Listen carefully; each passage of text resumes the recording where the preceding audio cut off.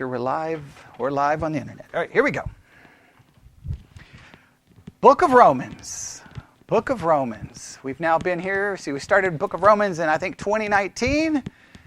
We're in 2022, and we're still in chapter 9, okay? And we'll probably be in chapter 9 until, I don't know, 2027. Who knows? It's going to take a long time to finish this, but we've got a lot to do. So here's what's happening so that everyone knows.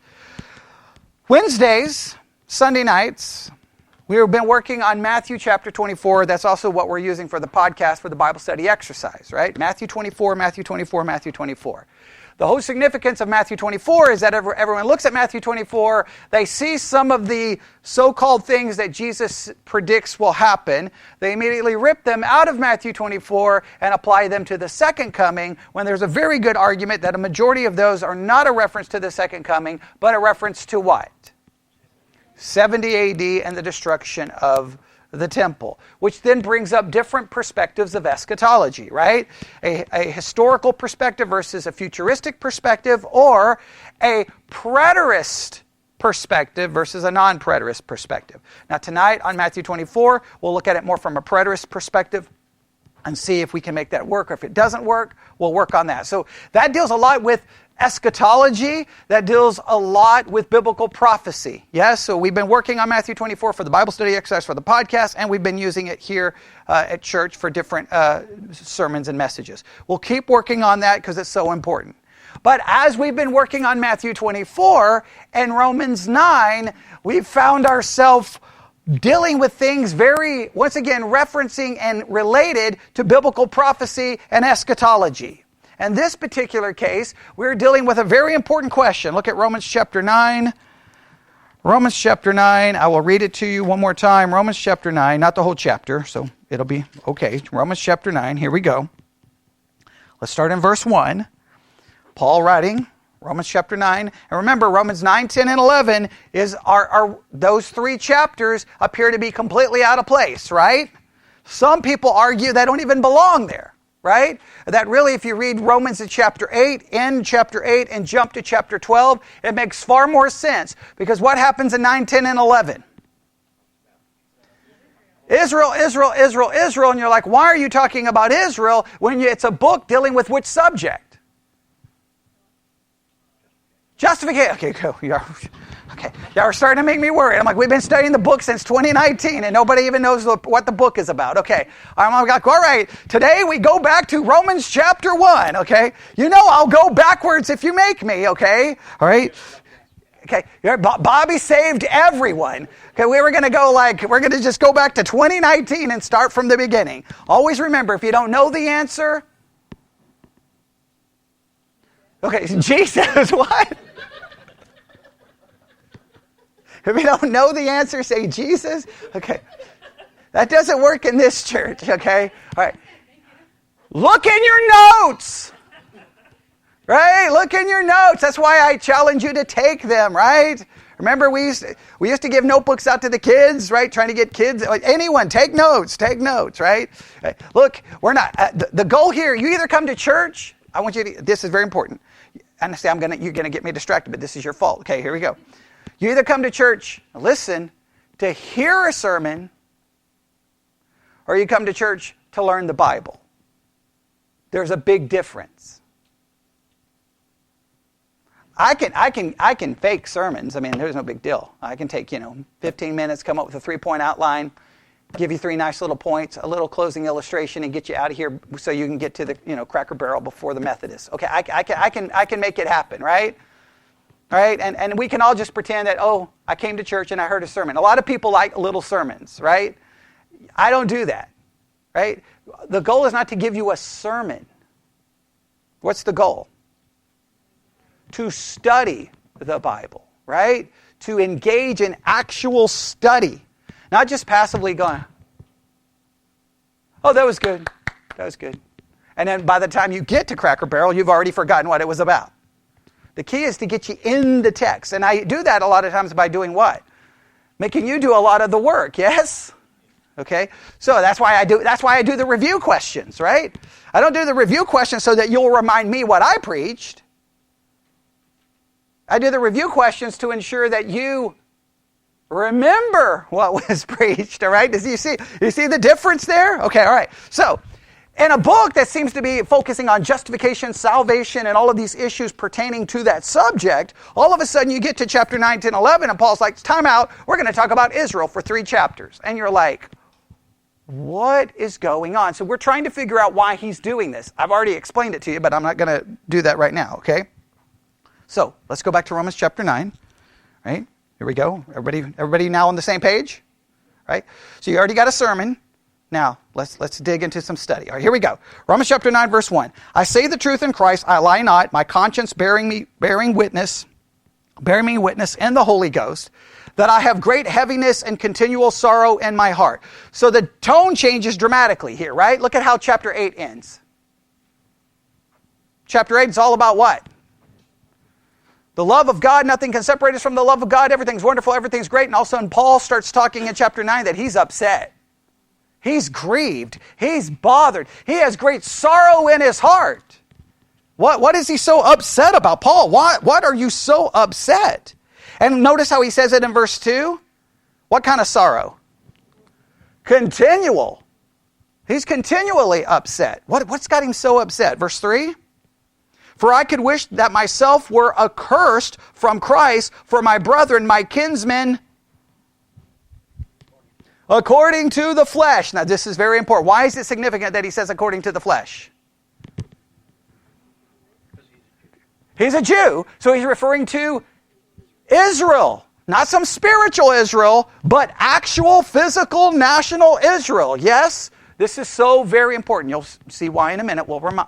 I will remind you. He's upset. He wishes that he could what? He could be accursed for them. In other words, I'll put it bluntly, he wishes that he could go to hell so that they don't have to. That's some emotion. Yes? Then verse 4, who are Israelites? To whom pertaineth the adoption, glory, covenants, giving of the law, the service of God, and the promises. Meaning that Israel received all of those things. That's an amazing blessing, is it not? They've received all of those things. And now look what happens. Verse 5. Who are the fathers, and of whom is concerning the flesh, Christ came, who is over all, God blessed forever. Amen. Not as though the word of God hath taken none effect. Now stop right here. Now he goes from his grief to now a kind of a concern. Hey, I don't want anyone to think that what has happened? That God's word is not effectual, that God's word doesn't do what it's supposed to do. I don't want you to doubt God's word. Now, that's interesting. He's been talking about salvation, and now he's like, hey, he's worried that someone could doubt God's... Why could someone doubt God's word? Well, what does he go on to say?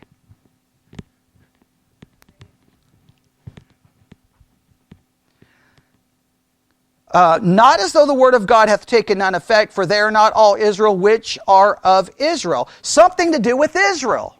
He is concerned that something about Israel could cause someone to doubt God's word. So he says not all of those who are Israel are of Israel. And this is where 2,000 years of church history spirals out of control and nobody can agree on anything.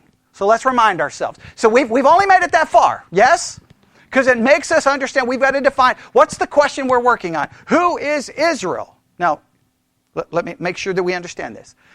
There are basically three views. Well, there's a number of views in church history dealing with Israel. So let's go through them, all right? Here's view number one, right? And I'm just going to do these in a different order because I want to keep you sharp. So let's just go with this one. There are those who believe that national Israel is done away with. God is done with them. All of their promises are gone. They're finished. They are done. And not only is God done with Israel, he did what with them? Replace them with whom? The church. All right? Sometimes referred as replacement theology. They are gone. They've been replaced. So now, the people who replaced them, called the church, is sometimes referred to as what? Spiritual Israel. So all the promises go to whom? All the curses stay with whom? National, isn't that convenient, okay? All right, so we get all the blessings, they get all the curses. Everybody, we got to love that, right? We got to love that concept, yes? Okay, so that's a very popular view. What's another view? Israel is Israel, referring to national Israel, and God is not done with them, and he made promises to them that what? He will fulfill. They haven't been fulfilled, but they have to be fulfilled. And if they're not fulfilled, what happens? Either God's a liar, the Bible's not true, or somehow we can't read. All right? That's what we've been trying to figure out. The view that says God is not done with Israel is referred to what in theology? Or we'll call it dispensationalism to be it's a part of premillennialism, but we'll call it dispensationalism because one of the key elements of dispensationalism is God is not done with Israel, and then he made promises has to be kept. All right? Now the millennial comes into play in all of that, which goes back to our Matthew 24 discussion, all right? But sometimes referred to as dispensationalism. Now, what bothers me is whenever you start talking about Israel, people either want to put you in a camp, and I hate that, right?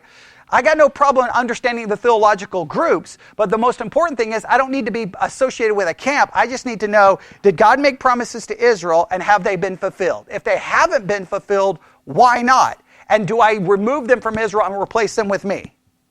That's the question. So, what have we took out? We've been spending months doing what? Looking at all the promises. We're not going to review all of these. I'm just going to kind of give you a basic summary, and I'll give you the references. If you haven't written them down, you can write them down. Of course, all the sermons are always online and on all the podcasting apps, so you always have access to them, but let's go through these. All right, you ready? The first thing we talked about is that there are numerous Old Testament predictions which treat a repentance and a restoration of Israel which is distinct and separate from that which followed the Babylonian captivity. In other words, there's Old Testament passages that speaks of a repentance and a restoration of Israel that was not fulfilled when they came out of Babylonian captivity. And why do we know that it didn't reference coming out of Babylonian captivity? Because the verses spoke of whom?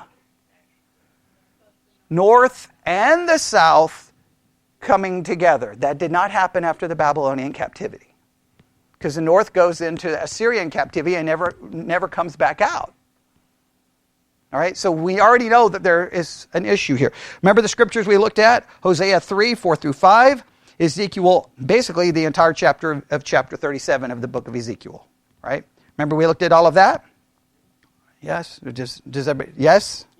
Okay, I thought someone said, did we? And I'm like, yeah, yes, we did. Okay, we did. All right, here we go. Number 2, we had verses that talked about the perpetuity of the nation of Israel in spite of repeated apostasies and restorations after divine chastening. In other words, we have these scriptures that constantly talk about that Israel is going to continue to last.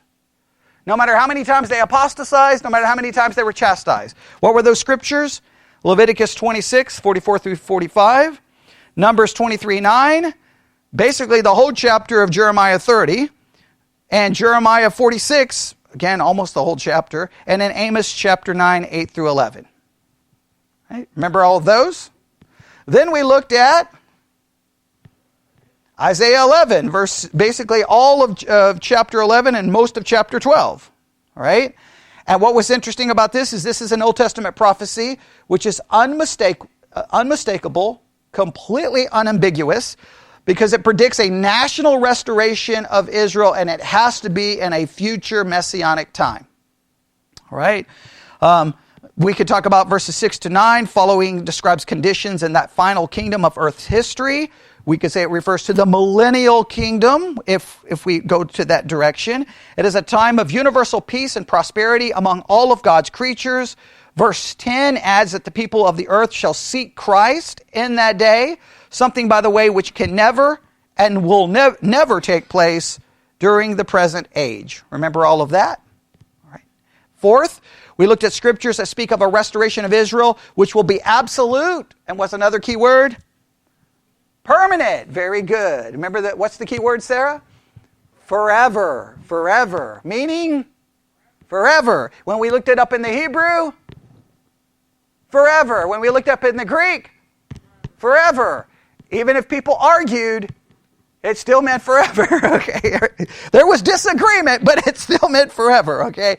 That was Amos 9, 14 through 15. Everybody remember that? Then we left the Old Testament, we started looking in the New Testament, okay? We'll go through a couple of we don't have a lot to go through here, but I'm just going to make sure we have all of these down.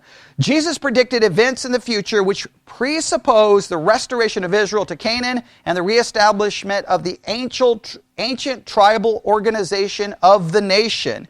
And we looked at Matthew 19:28 and Luke 22:28 through 29. Unless the nation of Israel is to be revived and restored, this prophecy has basically no meaning at all. Does everybody remember those two? All right, everybody? Let's just look at it just to make sure, all right? Because I get worried, all right? Because as soon as I'm like, yeah, they've got it, and then we'll mention it sometimes, and people are like, what are you referring to here, okay? Matthew 19:28, everybody there? And Jesus said unto them, verily I say unto you, that ye which have followed me in the regeneration, when the Son of Man shall sit in the throne of his glory, you also shall sit upon 12 thrones judging. Well, that's some pretty interesting stuff, right? Okay, first of all, did that ever happen in the life of the disciples? No. What happened in 70 AD? Israel's destroyed. They don't even know which tribe they're a part of anymore because all genealogical records was destroyed when? In the burning of the temple in 70 AD, right? That's history. Nobody can argue that. Meaning, that was never fulfilled. So, what's your options? Jesus is not going to be sitting on a literal throne, and they're not going to be sitting on literal thrones, and they will not be ruling over literal 12 tribes of Israel. So you have to then go make it all not literal. Well, guess what you start doing if you do that in Matthew? Well, you're going to start in problems because if that's not literal, then what else is not literal? Remember, that was the whole problem with the Old Testament passages. Like, here's a chapter in Isaiah, that's not literal, but the very next chapter, that's literal. When it says that he's going to be born of a virgin, that's literal. When that is a horrible hermeneutic to start picking and choosing, right? It's got to be literal unless something tells us that there's a reason not to. Yes? All right. So that I think everyone would say that's a pretty important verse, yes? And then Luke is very similar to that exact same one. There's Luke 22:28 through 29, all right? Does everybody remember that one now? All right, next. Luke 21. Does everybody remember this one? Did we have a problem with this one? Does anybody remember?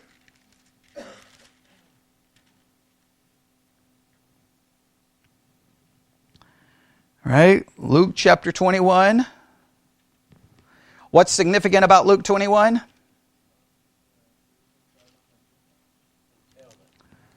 Twyla better know, because she made an entire chart of it. Okay, this deals with what? Matthew 24. This is the Olivet Discourse, okay? So always remember when we're dealing with Luke 21, Mark 13, and Matthew 24, we're dealing with the Olivet Discourse. And you see why all of this converges together? Because sometimes when we're dealing with the Olivet Discourse, what do we always have to put in our mind?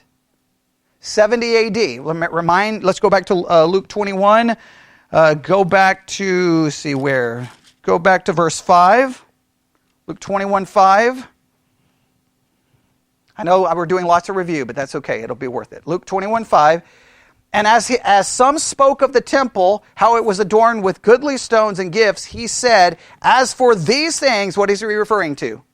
The temple, which ye behold, the days will come, in the which there shall not be left one stone upon another that shall not be thrown down. He's referencing the destruction of what? The temple. When is that temple destroyed?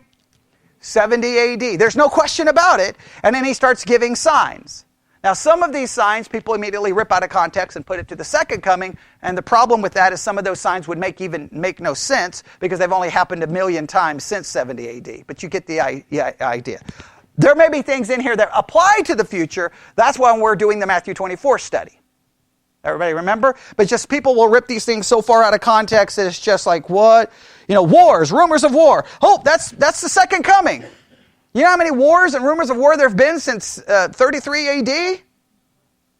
The bazillions. At some point, the sign stops having any meaning. But between 33 AD and 70 AD, every war would have been the most significant. Ooh, another rumor of a war, another war. And before you know it, what's happening? A big war is coming. Jerusalem is what? Surrounded. Remember, I told everyone to read Josephus' account of the destruction of the temple? Remember, that was homework I gave for the Bible study exercise? You read that, you're like, man, they were given plenty of signs it was coming, were they not? Now, to take those signs and apply it to the second coming, they stop losing. Earthquakes? You know how many earthquakes there are a year? Okay. We looked up, I can't remember the number of how many significant earthquakes there's been just since like 1980, and it was like over 100,000. It was some crazy number. Like that sign stops losing all meaning. But between 33 and 70 AD, every time the earth started shaking, you'd be like, uh-oh. Uh-oh. Yeah, in the 60 AD, there were some significant ones, exactly. So, which demonstrate, hey, it's about to happen. And guess what? It happened. So we always have to look at the destruction of the temple. So whenever someone says go to Luke 21, you always got to stop and go, wait a minute, Olivet Discourse, what's going on? So what are they going to quote? They quote Luke 21, what verse? 24. And they shall fall by the edge of the sword and shall be led away captive into all nations, and Jerusalem shall be trodden down. Stop right there. That's pretty literal, is it not? What happens to Jerusalem? 70 AD. They're killed. What happens to the nation of Israel? Scattered to all nations. They stay that way until when? 1948. I mean, these are facts. Like, this is just historical facts. Nobody can argue about nobody can debate any of this stuff, right? 70 AD is a historical fact. Remember, I always joke that I learned about 70 AD not in a church. I learned it in secular school, which is crazy. Everyone in church should know 70 AD like the back of their head. It's one of the most significant events for you to understand your Bible. You can't even understand most prophecy without understanding 70 AD. Everyone in this church should be an expert on it. You should be an expert on everything that happened in 70 AD. It shouldn't be the person sitting in a secular university. Christians walking into a secular university, they say 70 AD. Okay, I can tell you everything that happens, right? But most Christians are like, what? What happened? And they don't have a clue. And it's like, how is that even humanly possible? I don't know. But it's just the church seems to oblivious to the most historical significant event that Jesus, his longest discourse, it deals with 70 AD. And then church is like, we don't have a clue what that is. Right? That's just sad. So, but no, please note this verse. They shall fall by the edge of the sword. They shall be led away captive into all nations. Let me make it very clear. That's all literal. What happens next? And Jerusalem shall be trodden down of the Gentiles, next word, until the times of the Gentiles be fulfilled. That seems to be a literal time. Is it going to be trodden down? Is Jerusalem still trodden down? Yes, still being fought over. There's still argument and division. Jews can't even go to the Temple Mount and pray on only specific hours of the day. That's why there's some Jewish men who who will disguise themselves to look Muslim so that they can get access to the Temple Mount so they can pray. There's an entire organization that teaches them how to learn a little bit of Arabic and how to learn certain things so that they can gain entrance in. They can't even go to their own Temple Mount. The time of the Gentiles is still happening, which seems to imply it's only going to happen for what? A specific amount of time. Clearly, it didn't stop when the church was born.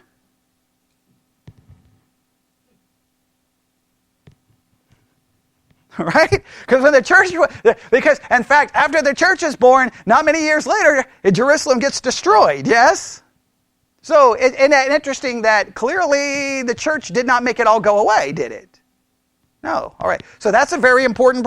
In fact, that would seem to indicate that what's going to happen? This is how some describe it. Jesus suggested that a period of Jewish rulership of their ancient city, Jerusalem, would follow on the conclusion of this age, which he called the times of the Gentiles, seeming to imply that once that time is over, what would happen? There would be some restoration, and Jews or Israel would be back in charge. That seems to be, well, has that happened yet? No, hasn't been fulfilled. All right. Now go to Acts chapter 1, verse 6. We looked at this one.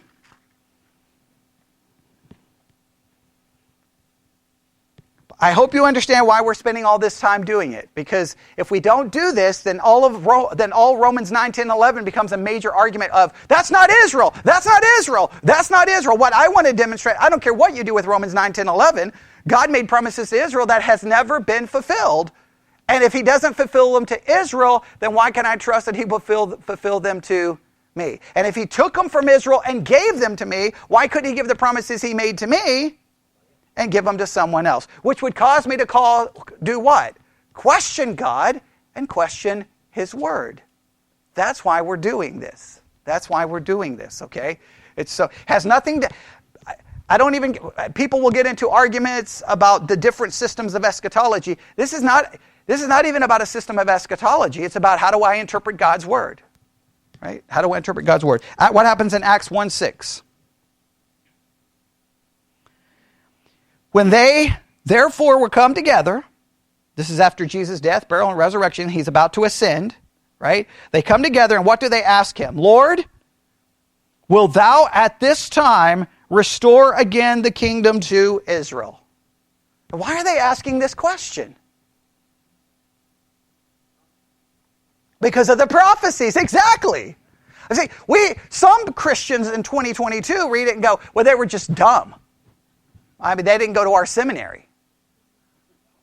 Okay, they didn't learn our system of eschatology. They were just fools. So this would be a perfect time for Jesus to do what? Fix it. There is no restoration. You're now Israel, the church. He could have fixed it once and for all, right? This would take, how long would it have taken him to fix it? Let's time me, you ready? There's no restoration of the kingdom to Israel. Stop. He probably was in a hurry to ascend and just didn't have time. What does he say? It's not, what? He didn't say it's not going to happen. It's not for you to know.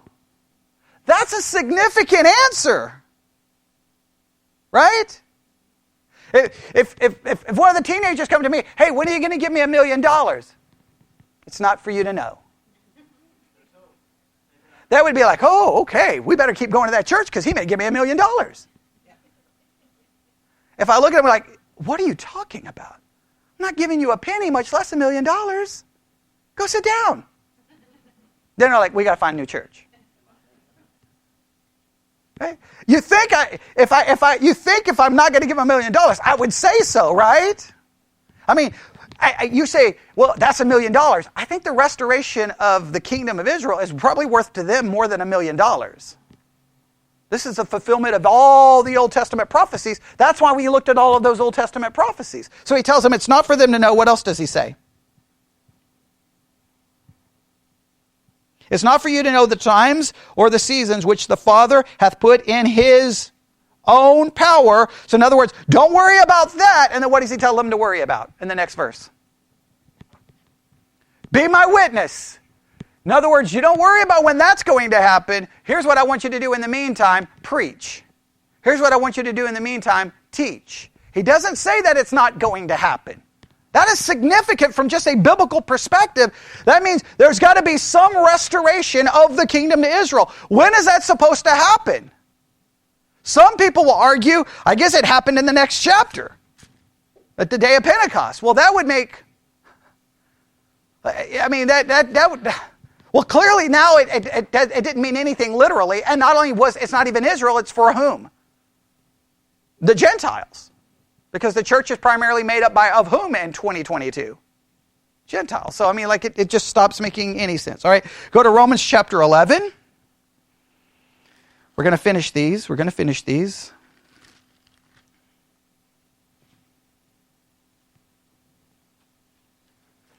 Romans 11, verse 25. I know we're a long ways from chapter 11, but just so that you know. Romans 11, verse 25. For I would not, brethren, that you should be ignorant of this mystery, lest you should be wise in your own conceits. So he doesn't want them to become what? He doesn't want them to be ignorant, and he doesn't want them to become arrogant. He doesn't want them to be ignorant. He doesn't want them to become arrogant. In this particular case, your ignorance can make you arrogant. A lot of times ignorance can make you arrogant, yes? Right? That's why, remember, I always make the joke that one of my seminary professors used to say the purpose of education is to show you how much you don't know, because that's what makes you humble, right? If some people experience education and become more arrogant, then the professor didn't do it right, because the professor is supposed to constantly be making sure you understand how much you don't know, and for every amount of knowledge you gain, there's a million things you're yet to know. Knowledge should make you humble, should not make you arrogant, but it tends to do the opposite. But that's a whole different story, all right? All right, so he doesn't want you to be wise in your own conceits. Now what is he talking about? Are you ready? That the blindness in part has happened to Israel until the fullness of the Gentiles come in. Now let's stop right here. If we make Israel the church, this verse makes literally no sense. The church is blind until the Gentiles come in. That makes absolutely no sense. Would everyone agree? So therefore Israel there is referring to whom? The nation of Israel. And what has happened to the nation of Israel? They've been blinded. For what purpose?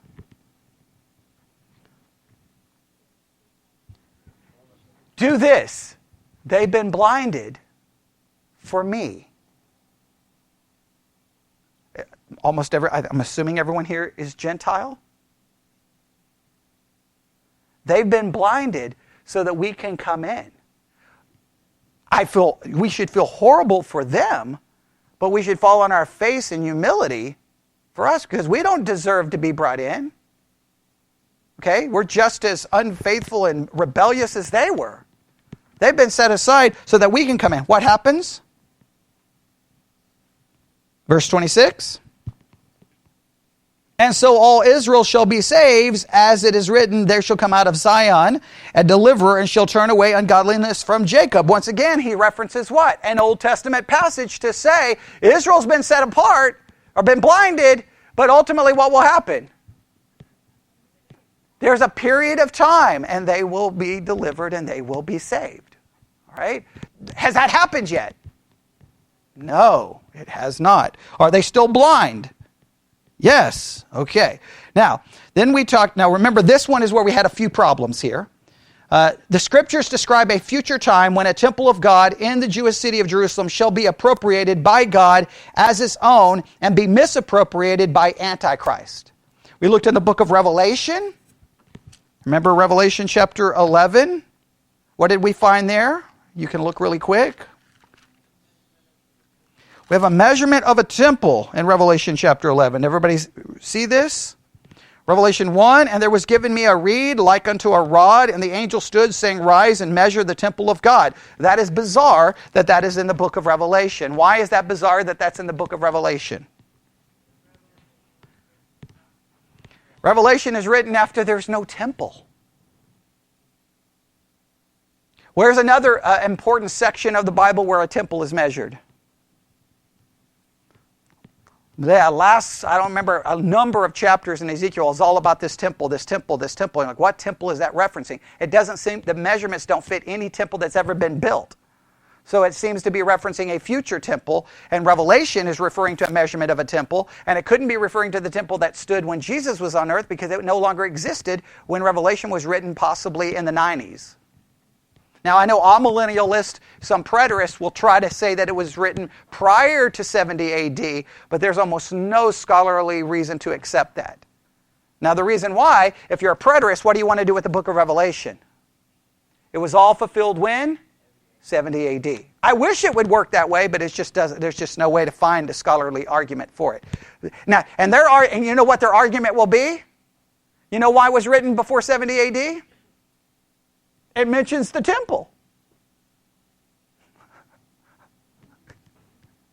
That's kind of like, I'm already come to a conclusion. Now I'm going to read my conclusion into the book. You don't base the dating on because it doesn't fit your theology.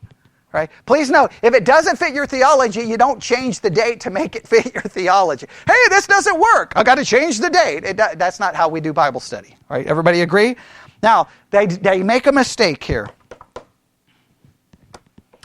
I don't like that they did this. This shows up in a lot of commentaries. Where are they going to go next? 2 Thessalonians. Oh, I wish they wouldn't have done this. But this happens in so many commentaries, so we're going to have to just look at it. And then I have to be the unpopular one here. All right, 2 Thessalonians chapter 2. All right, 2 Thessalonians chapter 2. Oh, we got to hurry. All right, 2 Thessalonians chapter 2, verse 3. All right, everybody ready? 2 Thessalonians 2:3.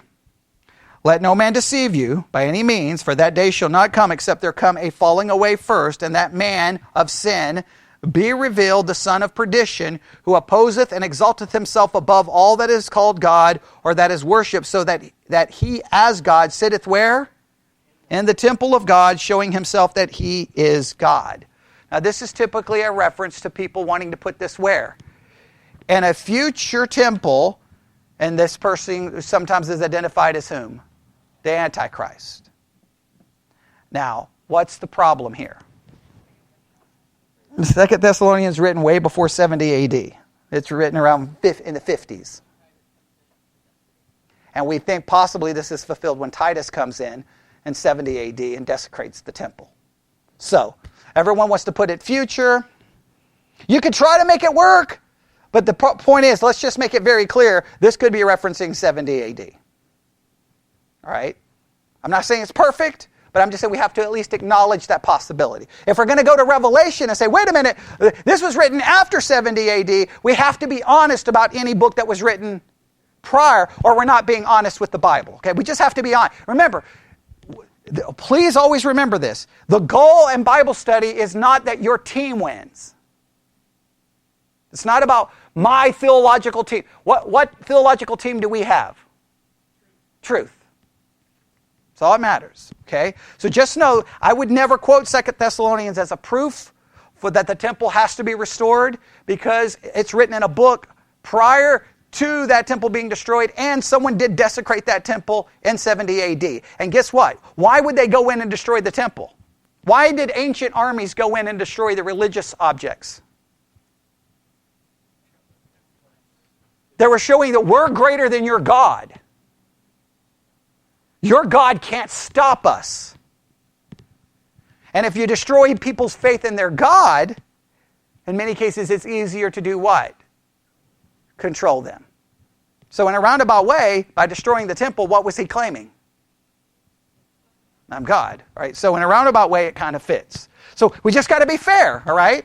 I'm not saying it's perfect. I'm saying we have to be fair, all right? Then we go to Revelation chapter 7. What happens in Revelation chapter 7? All right, we haven't been here. I know. That's good. Revelation chapter 7. We got just a couple to go. All right, so bear with me because we've got to finish this. But I wanted to do the review so that we're all on the same page here, okay? Here we go, Revelation chapter 7. What happens here? Everybody ready? Something weird happens here, all right? Revelation 7, verse 1. And after these things, I saw 4 angels standing on the 4 corners of the earth, holding the 4 winds of the earth, that the wind should not blow on the earth, nor on the sea, nor on any tree.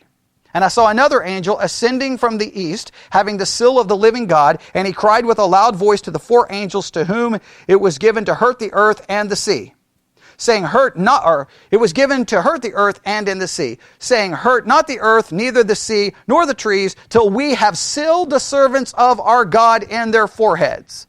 So you can't hurt anyone until this sealing takes place, right? Verse 4, and I heard the number of them which were sealed, and they were sealed 144,000. What?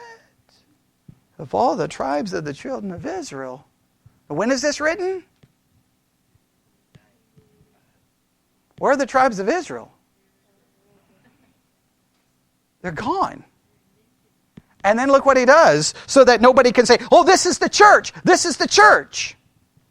Of the tribe of Judah were sealed 12,000. Of the tribe of Reuben were sealed 12,000. Of the tribe of Gad were sealed 12,000. Of the tribe of Aser were sealed 12,000. Of the tribe of Nephilim were sealed. Do you get the point? What's significant about that? He mentions actual tribes. If you say that's the church, do you realize how utterly ridiculous that looks? Now the church is described as what? 12 tribes? See, everything just starts falling apart.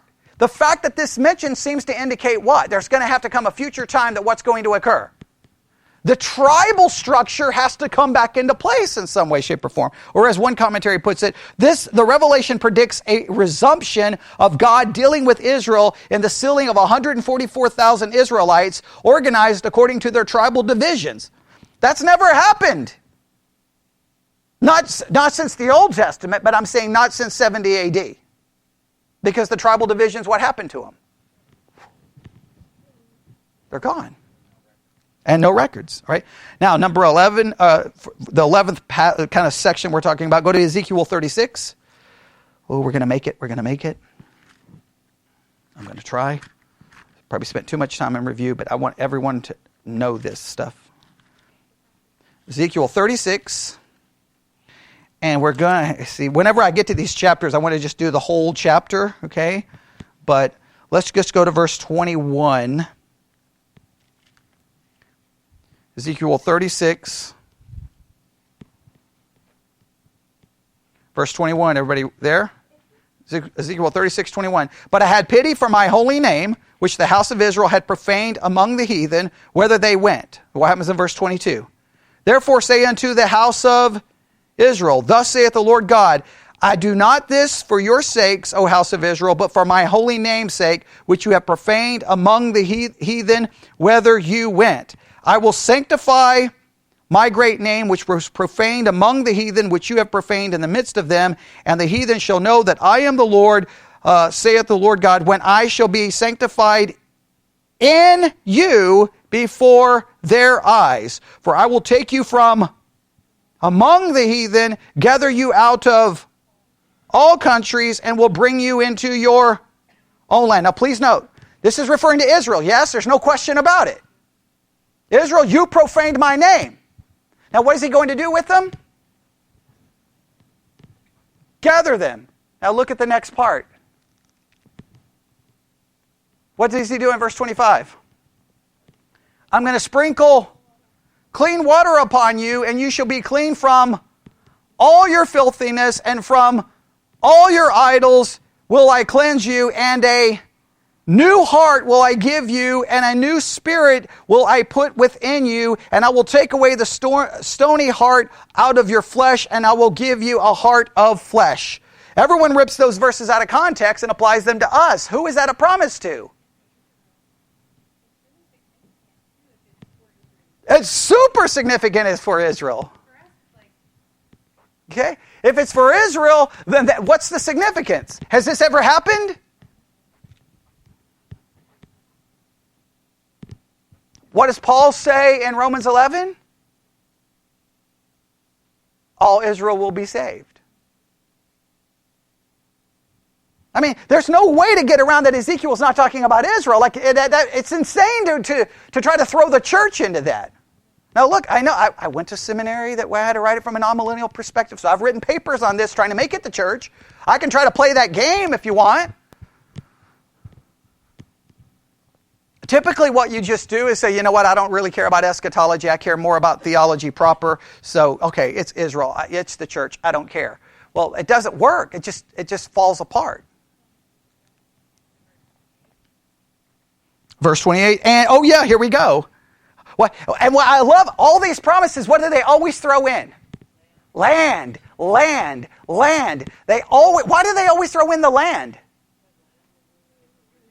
Land was in the original covenant, and number two, once you start mentioning land, you destroy the spiritual application. The amillennialists just say, well, the land is just, it's not real land, it's just the influence of the church. It's like, what? Do you know how messed up that is? Like, and you know what makes me angry? The people who always want to argue about it is some Gentile sitting in America who doesn't seem to care at all about a Jew living in Israel, constantly under threat, and people wanting to kill them and wipe them off the face of the earth. You want to take away the promise that was given to them. Like, you don't get a promise. I get it sitting here in America. Well, man, it must be great that you're so arrogant that you think it belongs to you. And so what does he say? What does he say? And you shall dwell in the land that I gave to your fathers, and you shall be my people, and I will be your God. That is a complete salvation of them. And please note, why did he do it? He said in the previous verse there in Ezekiel, not for your sakes, for his name's sake. God's name. Listen, I cannot stress this enough. When it comes to biblical prophecy, you can hate dispensationalists. You can hate everything about it. You can be the biggest anti-Semite in the world. I'm not here to argue with you. Okay, I think you're messed up, and I think it's basically racism, but that's a whole different story. Here's the issue. You hate God. Israel's future is attached to God's character. You may want to write that down. The future of Israel is attached to God's character. If God doesn't do to Israel what he promised, then you can't trust him. If you're a part of a big family, you may have that brother or that sister who constantly will say, promise you something and never do it.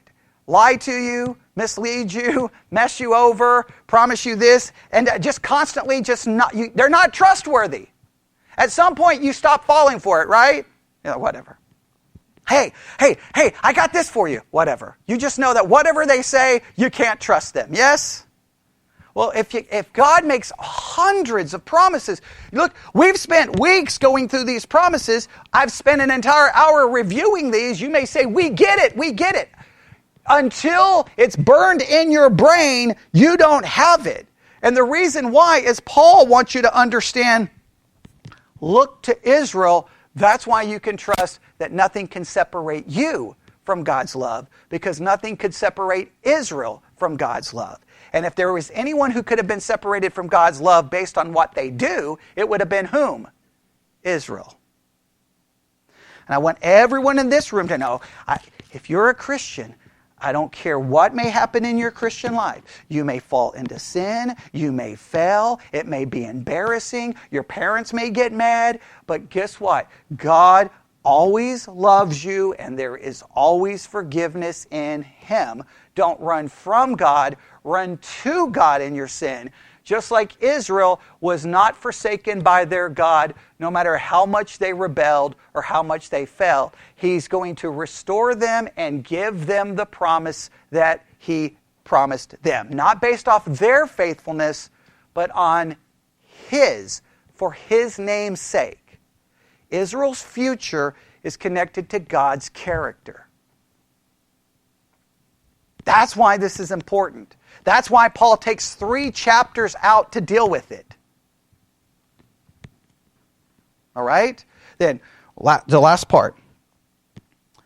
The Bible reveals that the very worthiness of God as the object of faith of the patriarchs requires that he yet restore Israel and fulfill the promises to Abram, Isaac, and Jacob. That's basically what I just said. God's character is tied to what he does to Israel. The worthiness of God as an object of your faith requires him to keep his promises. If God doesn't keep his promise, he's not worthy of your faith. He can't be trusted. Right? You ready to go through these scriptures real fast? Romans 11:28. Let's turn them really quick. Romans 11:28.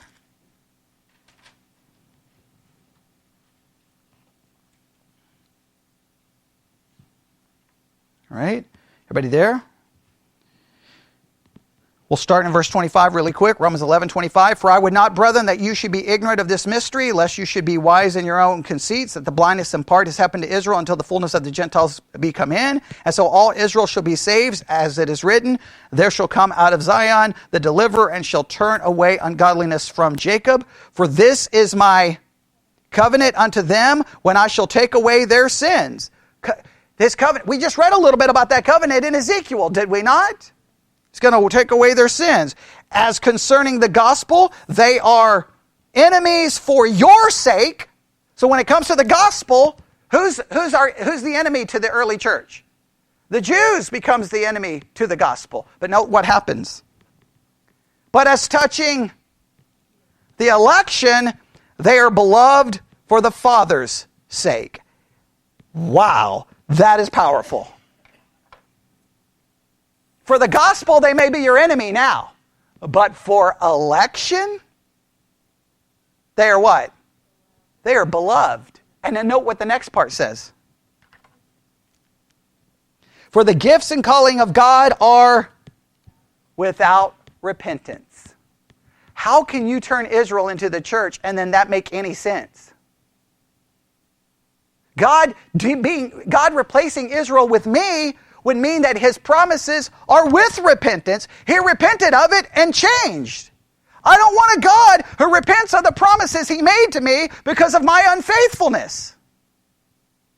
I want a God who makes a promise to me and will keep that promise even though I'm a sinner and a failure, and everybody here better say amen to that. That's an amazing section of Scripture right there. All right, go to Leviticus chapter 26. Oh, we're going to hurry. Leviticus 26. I really thought this was going to be short, but okay. I know, every time I say that, because I always have to feel back, I got to go back and review. All right, Leviticus 26, verse 40. Everybody there? Leviticus 26:40. If they shall confess their iniquity and the iniquity of their fathers with their trespasses, which they trespassed against me, and that also they have walked contrary unto me, and that I also have walked contrary unto them, and have brought them into the land of their enemies, if then their uncircumcised hearts be humbled, and they accept of the punishment of their iniquity, then I will remember my covenant with Jacob, and also my covenant with Isaac, and also my covenant with Abraham will I remember, and I will remember the land. And then it goes on to say other things. Another thing, just saying God will remember. There's going to be a remembrance. They will be brought to repentance. Please note, they will be brought to repentance.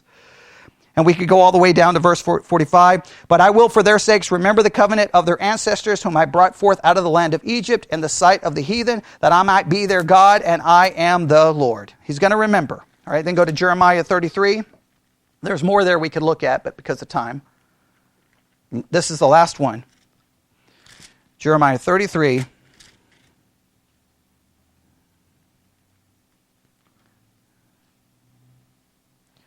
Jeremiah 33, starting at verse 23. Everybody there? Jeremiah 33, starting at verse 23. Moreover, the word of the Lord came to Jeremiah, saying, Consider thou not what this people have spoken, saying, The two families which the Lord hath chosen hath even cast them off. Thus they have despised my people, that should be no more a nation before them. Thus saith the Lord, If my covenant be not with day and night, and if I have not appointed the ordinances of heaven and earth, then I will cast away the seed of Jacob and David my servant, so that I will not take any of the seed to be rulers over the seed of Abraham, Isaac, and Jacob. For I will cause their captivity return and have mercy on them. Basically, what's he saying there? He's going to keep his promise. He's going to keep his promise. Now, what do we do with all of this? All right, everybody ready? This is what I want you to take from this. Whatever happens in Romans 9, because everybody gets to this part, well, not all Israel's Israel, so then they want to change who Israel is. Okay? All right. Whatever you want to do with this, here's what we have to take. This just has to be the ground zero foundational level. God made promises to Israel, to the nation. Those promises have never been fulfilled. They have to be fulfilled. I don't care what else you want to do. I don't care what games you want to play. That is absolutely non-negotiable. negotiable. It's not even debatable. God, we just look, how many promises have we looked at now? A lot. Have they been fulfilled? No. To say that they're fulfilled in us makes God a liar. So there's promises to Israel that will be fulfilled. We don't even have to get into debate on the when or the how. Like, people can argue that all day, right? Millennial kingdom, this way, that. You can argue all day about that. I know this. He made promises. He has to fulfill those promises. Now, why do we need to know that in Romans 9, 10, and 11? Because one, we can't have anyone who wants to make an argument still got to deal with these facts. These facts are non-negotiable, all right? He's made these promises. But here's the thing. The whole reason Paul is doing this is he wants you to understand the power of God's promise, his election. He chose, he calls, he justifies, he glorifies, and you cannot make him unlove you, unchoose you. None of that can happen. No matter what you do in your life, God's love, God's mercy is there. Nothing can separate you from it. Nothing can separate you from it. And it's not our job to separate people from it. Okay? When people fall and they're in the pigsty, it's not for us to go and kick them. It's for us to remind them, nothing separates you from the love of God. Doesn't mean you excuse the sin, but we want to bring them the fact that nothing separates them from God's love. Right? Because God did not cast away Israel. He doesn't cast us away. That's the reason he wants them to understand this. God's word is not void. God's word is not disqualified from being true because of Israel. Some people could look at the Bible and go, well, wait a minute. God made these promises to Israel. It never happened. God's a liar. The Bible's not true. And you know what we have to say? Wait. It will happen. And if it doesn't, then the Bible's a lie. And God's a liar. And if you want to steal those promises from Israel and give them to someone else, you're attacking God's character. And they're not your promises to take. They weren't made to you. That's simple. If you're a Gentile wanting to claim those promises, what gives you the right to do that? You're not of the tribe of Judah. You're not of the house of Israel. Who are you? That's just so messed up. You know, like, I don't know why we would do that, but we do that in our theology. Okay? Any questions about that? So, next week, where do we work on? How do commentaries handle, not all Israel is Israel? Whatever they do, we can disagree on that. But what can we not disagree on? God made promises to Israel that he will keep. Do you see why we just did that now? Because we come to this, everyone's going to be like, no, Israel's not this. No, and everybody's going to argue. I'm like, fine, I'm just going to let you argue, and I'm not going to care. I'm like, fine, whatever. You know what I know? God made promises to Israel that hasn't been fulfilled, and they must be fulfilled. You can do whatever you want to destroy who Israel is. You can't destroy that national Israel was giving promises that have to be fulfilled, because it's promises of land, and it always refers to them as the house of Israel and the house of Judah, meaning both the northern and southern kingdom. Clearly, it's national Israel. And then in Romans 11, whatever you try to do in 9, Paul's going to come back and fix it in chapter 11, okay? Because he's going to say, who's going to be saved?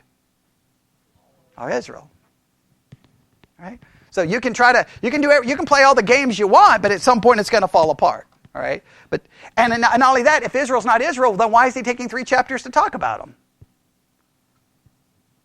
Hey, I'm going to talk about an Israel that,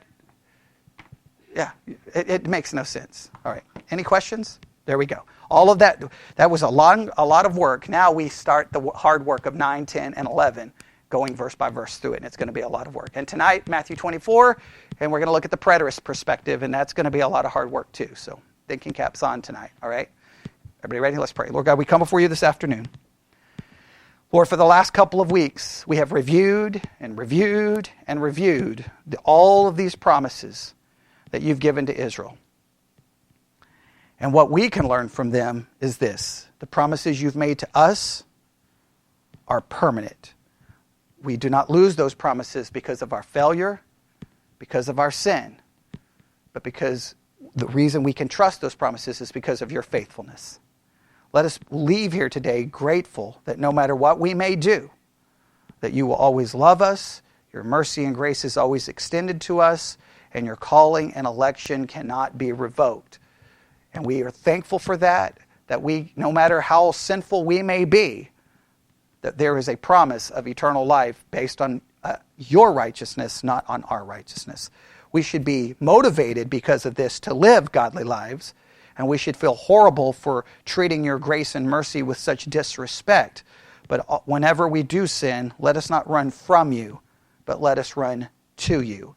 Because running from you is of no value and leads to nothing but disaster. We ask this in Jesus' name. And God's people said,